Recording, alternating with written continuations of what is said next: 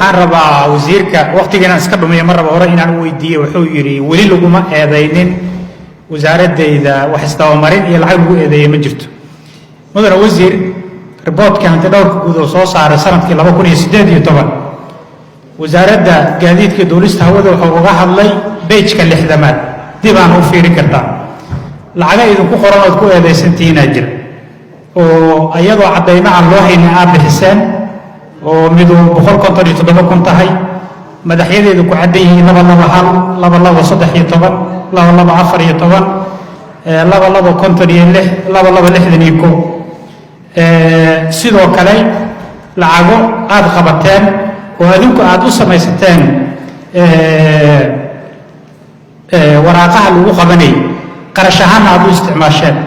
oo ayadana idinku qoran ayaa jirta oo 86 kun waxaa jirta lacag kale oo idinku qoran oo shirkadaha adinku heshiis la gasheen aad siiseen oo 11500 madaxyada laga isticmaalanay qoran yihiin kuwa kale waxaa jira shirkado duulimaad aad siiseen oo ayadana idinku qoran oo mid waliba lacagta aad bixideen madaxa ay ka baxday iyo tiradeedu inta ay tahay qoran marka sidee u dafiraysaa ribood dhan oo hanti dhowrku inta idinku soo baaray oo keenay oo leeyahay lacagahan aad ku eedeysantiin sidee u inkiri kartiin oo mahadsantahay horta inaga wax eedeen aan looma soo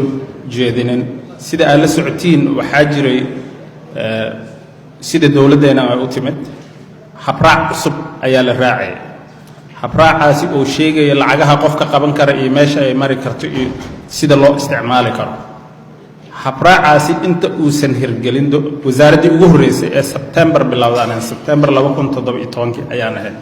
iska wareejisay dhammaan meelaha lacagaha laga qabto wasaaraddu way ballaaran tahay qaybo ka mid ah ayaa waxay qabteen lacago ay ku qabteen rasiid dawladeed oo si sharci ah haddana ay meel ku marsiiyeen recommendations ama tala bixin ayaa naloo soo jeediyey uu noo soo qoray garyaqaanka hanti dhowrka guud uu leeyahay waxaan idinku talinayaa hadda iyo wixii ka dambeeya in lacagaha sidan aad u bixisaan waxa aad u isticmaalaysiin aad budgetka soo marisiin tiina waan sameynay waraaqo waxay ahayd dhinaca ay arrintaasi ka jirtay qaybta airportka ayay ahayd maareeyihii uu nala joogaa general cabdi ashkir anigana waraaqa ayaan u qoray isagana completely wuuba joojiyey lacagtaasi qabashadeeda lacagtaasina meelihii loo isticmaali jiray iyo dhammaan hanti dhowrku waa waxuu ku qancay ma ogyahay lacago la lumsaday ma ahayn waa mahadsantahay wasiir raallahow riboodka hanti dhowrku waa qoran yahay 2017 wuxuu leeyahay buugaagta